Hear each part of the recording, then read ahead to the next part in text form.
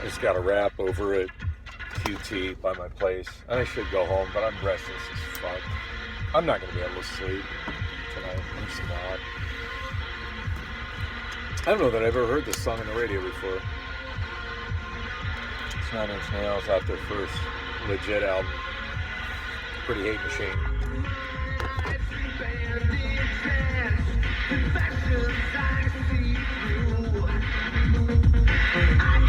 Everything I want when I get part of you.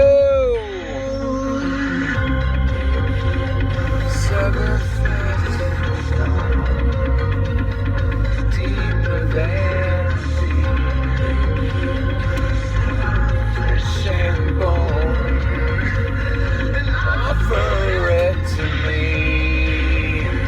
A promise carved in stone, deeper than the sea.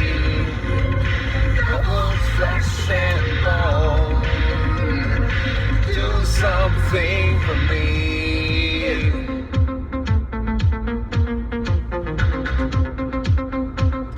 This album was one of the 3 most life-changing albums I've ever heard, for me.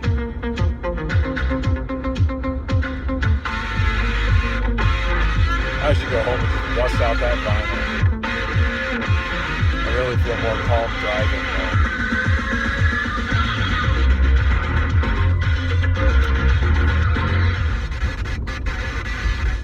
New music next. 93.9 FM, the That was highly satisfying.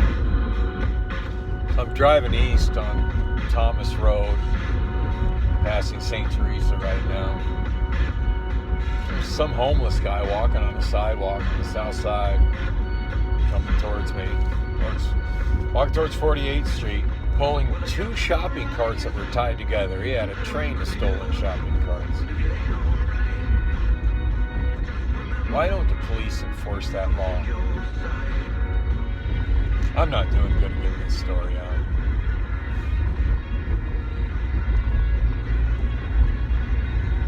So where was I? I was walking around, trying to do my work. I forget exactly what my car moves were, but I wasn't doing nothing. Dropped a car off. By the way, one thing that was making things difficult for me tonight is they weren't keeping space in the flip ramp. So I bring the car up, I gotta figure out where the fuck to put it, because there's no space in the flip ramp. And that's difficult for me. Plus it reduces the amount of cars that I can take down. And I'm getting shit for, sitting around in the cars not taking enough cars down. No, it would help if every time I came up there was room in the flip ramp, so I didn't have to try to figure out what stall to put it in, because nobody's keeping me appraised on, where they're parking overflow cars and what cars go where. Nobody's sharing that information with me. I did manage to get one car into the overflow, and I think Steve was riding with me. Steve kept fucking hobbling along behind me, doesn't seem to get the hint. Dude, I just don't want to be around you right now. If it was completely legal, I would set you on fire right now. That's where I'm at with Steve. I'm that frustrated with Steve. I just don't want to be around him. Period. Full stop. Nearly killed me coming down the ramp. Fucking some car, I don't know about killed me, but nearly fucking caused me to get in a traffic accident. He fucking permanently crippled a person in front of my face. Actually, it's behind my head, but whatever. I'm still traumatized from that. He's fucking vomited twice with me in the car. That's fucking... I'm not getting hazard pay for that. Done with Steve. I don't want him near me. Dude, you figure out how to work by yourself. I can do this job by myself fucking every day of the week you're not here. Figure it out. If you can't walk that much, maybe you should get yourself a fucking job where you sit on your ass. Because this ain't that job. Not with me.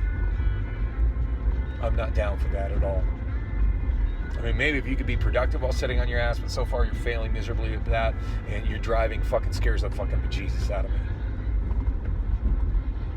I don't want my ankle crushed permanently. don't want to be fucking T-boned because you drive right in front of somebody because you can't fucking pay attention where you're going.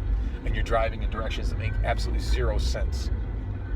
When what you really need to do is go park by the fucking returns and walk through them and find the maintenance cars. Get off your fucking fat old ass. Oh, so angry. He's riding with me anyway, and I'm just keeping it in. I'm just keeping it all in. Just quietly starting the car, turning on the music, driving up and get to the flip ramp. We got to the flip ramp. I just start walking. I walk faster than Steve. I'm not going to slow down my walk because that fucking old man hobbles along. Not my fucking problem. He can work at his pace. I can work at my pace. They want to keep him working at his pace. Hey, that's somebody else's decision, not my decision. My decision is I don't want to fucking wait along. I want to fucking walk at a snail's pace while Steve fucking hobbles along. I got shit to do. I'm getting called out for don't leave those cars behind. Don't leave any cars up there. You're just sitting around in cars. I'm not sitting around in cars. I'm just being held back by this slow motherfucker that doesn't want to do any work. I managed to lose him at that point. He had left the shag. And at this point, why is he following me with the shag? I don't want to fucking ride your shag anymore. It's wasting my time. So he's moving the shag around. I don't know what that's accomplishing. I'm actually moving cars around. But no, he's moving the shag around. Anyway, I forgot that the shag was where it was. I saw a car that was loose from the line because I'd moved everything.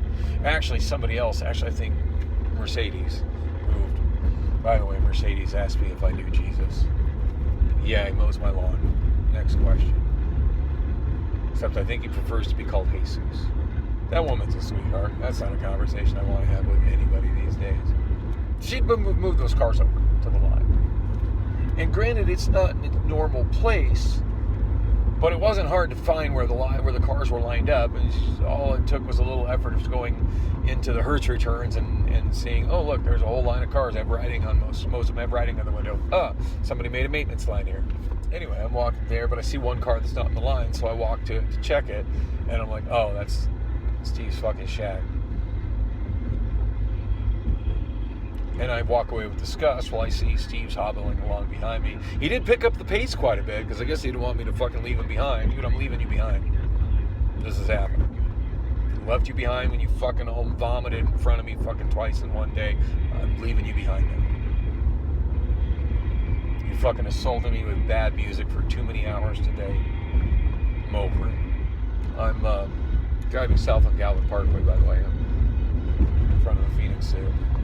Not that you can see anything in this video, I just thought I'd share. I just think better when I'm driving. I must be one of the few people on the planet that I'm actually calmer and more comfortable when I'm driving. As long as there's nothing in the car that's irritating me. Looks like cutting that piece of rubber that was coming off my door was a good call, because the door's not whistling or doing anything that's otherwise bothering me now. I should have got a beverage at QT, but I thought I was just going to go home. Anyway, I take the maintenance car down. I fully expected Steve was going to grab another maintenance car and keep following me, because that's what he'd been doing for a little while. As much as I was just hoping he would fucking go away. Well, apparently what he did is he got in the shag. I don't know where he went with it. But like, if you're not driving somebody around in a shag, it serves no purpose, and you're not driving me around anymore. So figure out that, just put that car where it goes. Or do you not know where it goes? You seem pretty not cognizant about where things go around here, which is crazy because you've worked here over a decade. Anyway, I get down, and I forget where the maintenance car was going that I had. I take a maintenance car down, put it away. And at this point, I'm just trying to get that line down, because that line is huge, because Steve couldn't fucking find it, or wouldn't bring me to it, or wouldn't stop the car so I could walk around and find where the cars were. He's just driving around aimlessly trying to fucking wreck the car with me in it, crossing the light rail on Washington Street right now. Getting flashbacks of working for Lime when I'm here. God, I miss being a juicer for Lime. I was so happy with that job, because I was by myself. Didn't talk to anybody. I just tapped on an app, scanned shit on an app. Worked when I wanted to. I just worked whenever there was work. Let's face it. I didn't. Just worked all the time. I'm happy to work all the time. I like work. It keeps my mind off my otherwise miserable life, and it keeps the suicidal thoughts at bay. So when I'm home alone, those demons, sometimes they get pretty fucking loud. Gosh, I'm near Kim Tastic's place. I haven't heard from her in a couple of weeks. So, where was I? Oh, yeah. Steve. Well, I get down that time and I don't see Steve following me, so I'm pretty relieved by that. But just in case he is, I'm moving kind of quickly. Thinking that one might have gone to the glass chip area, because that would make sense why I would have been. I don't know. It's all getting fuzzy to me now. But anyway, I remember grabbing a pickup truck. A red pickup truck. Big killing machine. Dual cab, but not big enough bed. Pickup truck. And I'm like, well, no room in the flip ramp, but at least, a pickup truck like that, I know where it goes. It goes into reserved. Like the reserve, the 900s reserve stalls. And the last I saw, there was not a lot of space up there, but some space up there. So anyway, I take it up, put it in the first stall. It makes sense to put it in. Paper tag, and I walk the machine to scan it in. And I scan it in, and instead of saying whatever the confirmation is that it took it in the system, something like sent to ASAP or something like that, it gave me some kind of error. Every time it gives me those errors, it always throws me off a lot, because it just flashes it on the screen so fast that it's off the screen quicker than I can read it and comprehend it. I just know it didn't say what it needed to say, and it was an error and it was a problem. Well, when that happens, generally speaking, what I do is I write the stall number while it's still fresh in my mind. I use my paint pen, I write the stall number, and there's actually space on those tickets for the stall number. So I write the stall number in that space, for I forget the number. And actually, I think at that point in time, I figured there'd be no problem putting the thing in the stall. So right before I got the confirmation message, which of course I didn't get, but right before I got a message from the computer, because it's kind of laggy, I was tossing the paper into the trash can right below the machine, which is placed there for people to toss the papers into. I reach down and I grab it, but I'm not 100% sure that it's the right one. So it's got a number on it, and every Hertz vehicle has a barcode that they affix to it with the number on it. So I walk back to the truck to make sure that the number on the ticket that I grabbed out of the trash matches the number on the truck. Otherwise, I need to write down the number on the truck and then try to find the right one in the trash. Or maybe just write the number on the truck down and just the stall number and take it in and explain it in the office that, yeah, I trashed the wrong one, sorry. Anyway, it worked out. Like, it was the right tag that I grabbed out of the trash. At that point, I go into the gold office to the woman whose name I mentioned earlier, and now I can't remember, but she's a middle-aged black woman. She's probably around my age, maybe a little bit older. I thought she was a upper manager because she carries herself really in a really mature, kind of authoritative sort of way. Well, I guess she's the dispatcher. But whatever, like, she's the one that handles that. A lot of the MLS workers, when they have a problem with something like that, they're just like, oh, whatever, fuck it. And they just throw it away. So you scan the barcode, then you key in your employee number, and you hit enter, and then you key in the stall number, and you hit enter. And I've noticed a lot of the new ones, when I've been waiting behind for them to finish so I can put in mine, as soon as they hit the stall number, they just throw their slip in the trash and they walk away. They don't even wait for the confirmation message, which could be an error. They don't know, they don't care. Now, every time I've seen that happen, I've watched the screen and they've got the confirmation that it's okay. It showed up on the screen, but it showed up on the screen after they left. So they had no way of knowing that showed up on the screen because they walked away from it. Whenever I get something like that, unless it's in the sections gold or 3, which Chris told me I don't even have to key those cars in because nobody cares about those cars. I'm like, well, okay. Kind of care about every car, but whatever. They care about it if somebody stole it. Speaking of somebody stealing it, everybody fucking loves Steve. Steve seems to be buddies with everybody, especially if they have melanated skin. And there are a lot of really attractive black women that work there. And one of them, oh, by the way, I am in the curve construction project, so I don't know where this ramp I turned on is going to take me. I wish I was shooting video out forward. I think this is heading to the 10. Oh my lord, this is dark. Okay, I'm headed to the 10 west. That is not where this ramp used to go. This is hectic. So many structures going up and over here. I don't know how many more years ADOT's going to be working on this, but it looks like the finished product's going to be scary. What gets me is it looks like 48th, so 143 going south to 48th Street is still going to turn into 48th Street, but it looks like instead of just going straight south, it's going to do some weird S-curve when it goes over I-10. I don't understand what that's about. It seems weird to me. On the freeway. I'm always more comfortable on the freeway, but of course burning more gas. I shouldn't be wasting gas right now, but I just don't want to be at home alone right now. I'm comfortable just letting this out and driving. It's trippy seeing the construction zone. I'm wondering if these two lanes are I-10, or if there's other detour lanes that are merging up. No, this is an access road. So now these two lanes just merged up with 3 other lanes right before hitting 40th Street. Dang. I wish I had the camera up and shooting the video in front of me. That was very interesting. There's a lot of private room strip clubs around here, and I remember in the mid-90s, early 90s, I used to drive a lot of those strippers.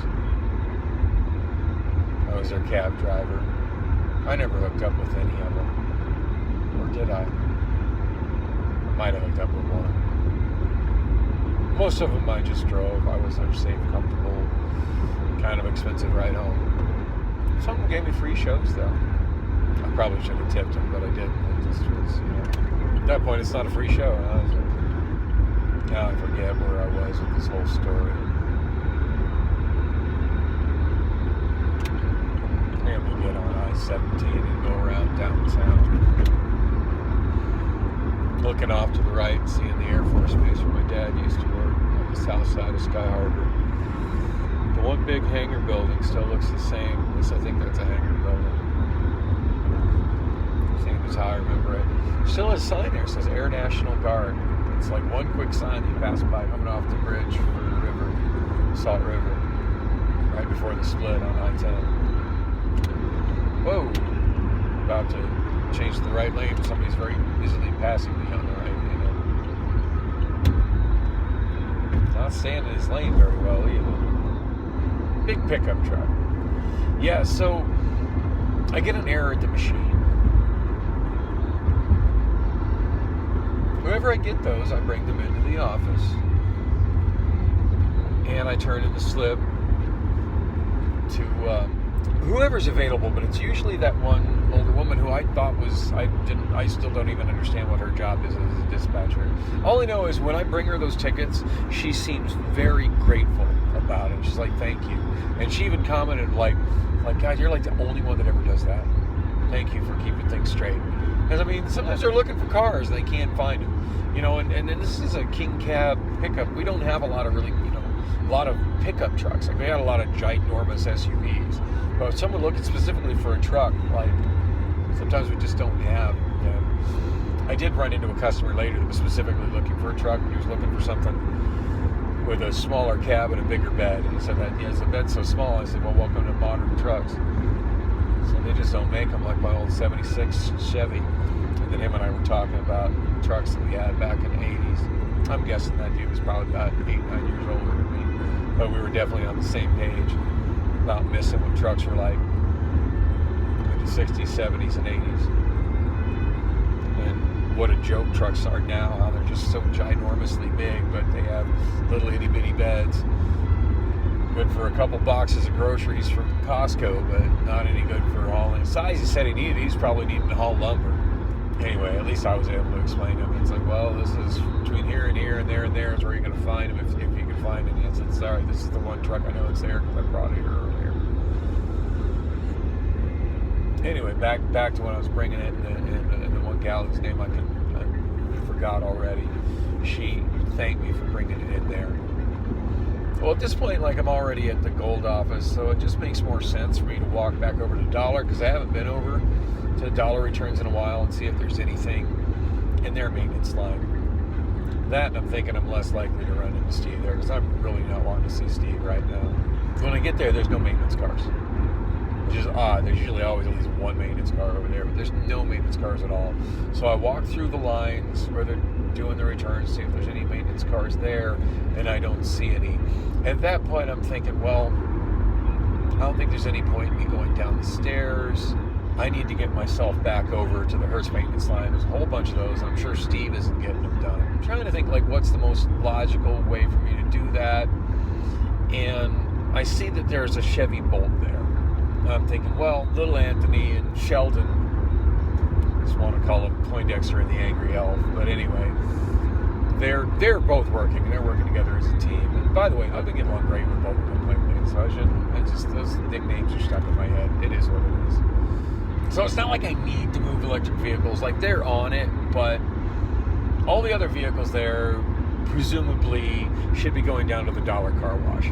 I need to go in the other direction. I need to get back towards the Hertz side. So what made sense to me the most was to take that Bolt. It had a 50% battery. Take it to the Electric Dirties. I think I know where that is. They keep moving that line around, but I can usually find it. And from there, just walk over to a clean gas car, and hopefully I can find a place for it. In fact, at that point, I was even contemplating maybe grabbing a dirty that an up-down driver had already brought down and putting it in the Hertz return line and just putting an X on it, marking it as a dirty, which is like really undoing work that they're doing, but they're not cleaning the flip ramp, so I have somewhere to bring it up to. So I'm trying to figure out how to best get those other Hertz cars done. That's feeling like an option. I'm on I-17. I think I just went underneath Adams Street. And that's Adams, and this is Van Buren. Hey, let's go through the tunnel. Anyway, I'm driving the Bolt. That's my plan. Take it, and then figure out my next move from the up-down lot, and then get back up to the Hertz return area and move another one of the maintenance cars. And I'm crossing my fingers that maybe they started work on clearing the flip ramp. Well, Anthony, manager Anthony, not dwarf Anthony, rolls up by me, and he seems kind of pissed off. Come to find out, he was trying to call me. When my phone's down in my pocket, I can't hear it. The ringer was on too, but I didn't hear it ring. So if he thinks I'm ignoring his calls, I don't hear it ring. Hello, pretty sure part of my job description says I'm not supposed to be using my phone. I'm working. Hello. Anyway, he rolls up by me while I'm in the Bolt, like waves me down, and I stop. He goes, I need you to go to the smoking tent right away. And I'm thinking that probably involves a meeting that's going to be annoying, but I just smile back and say, well, it's kind of where I'm headed anyway. He just kind of looks at me disgruntled and walks off. Because generally speaking, the Electric Dirty line is near the smoking tent. I don't ever go to the smoking tent. I am a non-smoker. I get frustrated with all the smoking breaks that the smokers take. You get a 30-minute break and 2 10-minute breaks. Do your smoking then. That's how it is at Factor. Factor, during that 10-hour shift, there are 2 30-minute breaks. Do your smoking then. Although I'm pretty convinced some of these people that are taking long bathroom breaks, that's probably what they're actually doing. I can't imagine why that one guy I was doing box liners with Friday night, any reason why he would need to take 6 bathroom breaks that take like 15 minutes each. Unless he had explosive diarrhea or something. In that case, you're sick. Go home. Seriously, I've hung out with pregnant women that didn't need to go to the bathroom as much as that dude did. So I went down to the smokers tent. I notice a lot of times that's where they're having their little meetings and stuff, because they're all smokers, which is frustrating to me because I get down there and I got to be around people that are smoking. As a non-smoker, I shouldn't have to be around people that are smoking at work. I'm pretty sure there's an Arizona law against that. And in fact, I think the number to call to report is 1-800-NO-SMOKE-ARIZONA. Something like that. Google No Smoke Arizona. I'm sure they have a website dedicated to it. It's been a thing here for well over a decade. Ever since they passed a law that prohibits smoking in bars and restaurants. There's like a fine for smoking too close to the main entrance of a business. Not that I've ever seen that enforced. But I know it's a thing because there's signs all over the place that state that with the phone number to call or report it. I'm sure the police get right on that. They don't stop people from smoking fentanyl at bus stops. Why the fuck would they stop people from smoking cigarettes in front of business doors? It's just so frustrating for me as a non-smoker. That's really high on the list of why Priscilla's not wife material. She smokes. I'd rather rim a woman that bathes than kiss a woman who smokes. On that note, Priscilla and I never kiss. That's a big part of it. Where was I? Oh yeah.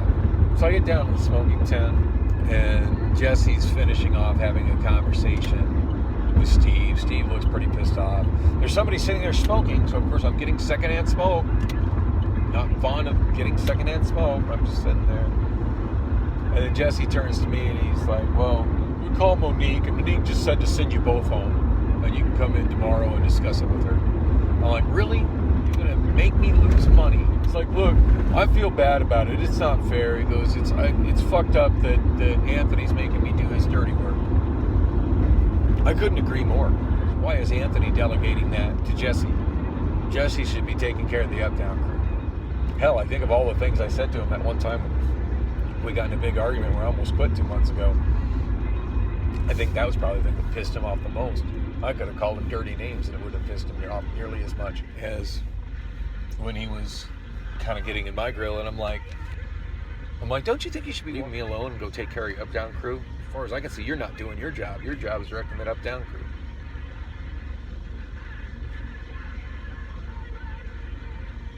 Anyway. Jesse was not the enemy tonight. Actually, Jesse was trying to help you the best that he knows how. And it's fucked up that he was put in the middle of that. It's fucked up that Anthony was pawning that off on Jesse. Jesse shouldn't have even had to deal with that. Anyway, I'm upset. And at that point, I bust out the screenshots of WorkWhile app with all the factor shifts on it. I'm like, really? I lose because I'm wanting to work and not wanting to be stuck in a car where I'm not getting anything done. I'm being sent home without pay. I'm losing money. Y'all taking food out of my mouth. I showed him the screenshot. I said I could have just clocked out and left at 6 o'clock and gone to this other job and made twice as much money at 7. But I stayed here because I'm committed to doing this job. I said, apparently I made the wrong decision. I said, does Monique really think I'm going to be here tomorrow talking to her when I can be over at Factor making $200? And he looked at that and goes, damn, that's more money than I make. He goes, if I was you, I'd do that too. I'm like, yeah. I said, I think that's the plan. I said, have a good night, Jesse. I appreciate you trying to help. This ain't on you. I walk into the break room. I'm just pissed off and frustrated. And it's at this point it's 7:45. I walk out and I clock out. I don't know Monique's phone number. At this point, I'm kind of frustrated with Monique because why would she send me home? Why is she taking money out of my pocket? Why is she stealing money from me? I haven't done anything wrong. I've just stood up for not wanting to be a part of somebody else doing something wrong. I do have Rob's phone number. As I mentioned, he texted me on Friday trying to give me some direction regarding what vehicles to move on Friday. And I'm just like, dude, I don't work on Friday or Saturday. And thank God I was just in bed laying around as opposed to being a Factor because I wouldn't have even responded to him if I was already a Factor. If I don't take my phone out of my pocket at Factor. Except when I'm on my break, and I only get 2 half-hour breaks. I just sent him the 2 screenshots I'd sent Priscilla earlier. The one of the text messages I got around 3:30 offering me just shy of 200 to work at 7 p.m. And then where that opened up in the Workwhile app and all the shifts offered and what they're paying. And I forget what exactly I sent. But here's a screenshot of the text message.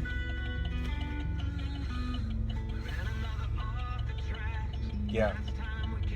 Not the most respectful thing to say to Rob, because Rob wasn't part of that. He wasn't. But you know what? I'm pissed. I'm being sent home. I'm having my already inadequate pay taken away from me. I actually managed to get an hour of overtime. Well, it's only overtime if I manage to get the rest of my 40 hours. So, wow, I'm getting sent home early. It's bad enough I was sent home early on Thanksgiving. I don't like having my hours taken. You know, if I get sent home early at Amazon, I get paid for the shift. I don't like being sent home early and losing money.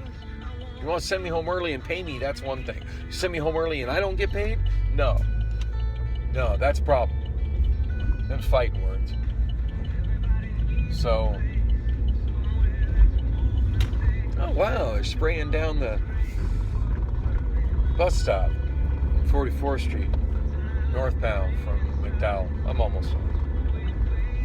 So,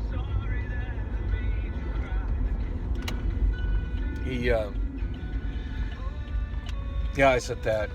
Rob responded almost immediately. He texted me back. I didn't see his text, and he asked who sent me home. But then he called me on the phone, and I answered it. And I was pretty heated. And he was just trying to get me to calm down. And I was probably, when I'm upset, I'm not the most pleasant person to communicate with. It's like, look, I know your work ethic, blah, blah, blah, blah. I said, yeah, I don't go back to work right now. I'm probably not coming back.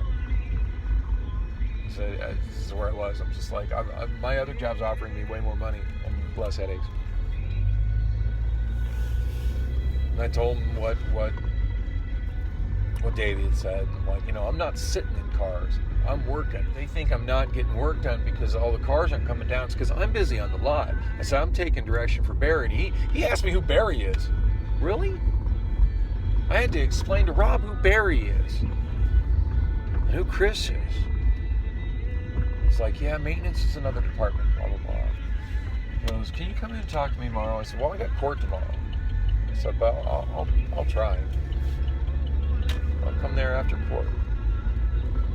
I don't know how tomorrow's going to go. I got a feeling I'm going to end up falling asleep and not making it to court and having an arrest warrant put out for my ass. I'm starting to get tired now. Now that it's fucking 10 minutes to 4 in the morning. I got the whole story out. Go me. I wish I could remember more of the conversation with Rob. I still haven't found an app for recording phone calls on my iPhone. Speaking of recording calls on my iPhone, that woman who called me last week from the anger management group in Mesa tried to call me as I was getting ready for work, trying to head out. I just remember how flustered I got when Priscilla called me at that time yesterday. How that threw me off to the point I thought I lost my hat.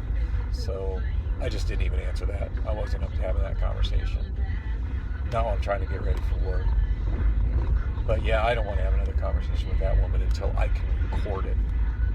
Because the nonsense she said to me. And of course, she hasn't emailed me yet. And my case manager told me that she specifically told her to email me, that he's hard to reach by phone, just it's best to email him.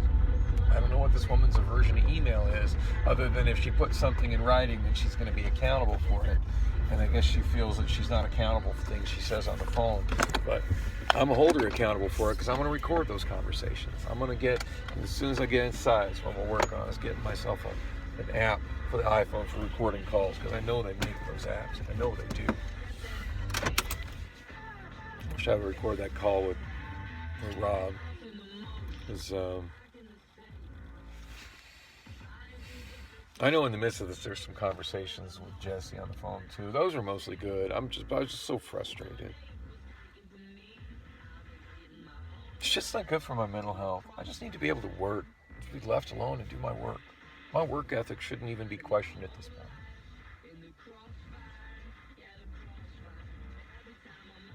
Anyway, I need to go home, try to get a little bit of rest, wait for court, get that app, eat my wrap. You're coming with on the drive and listening.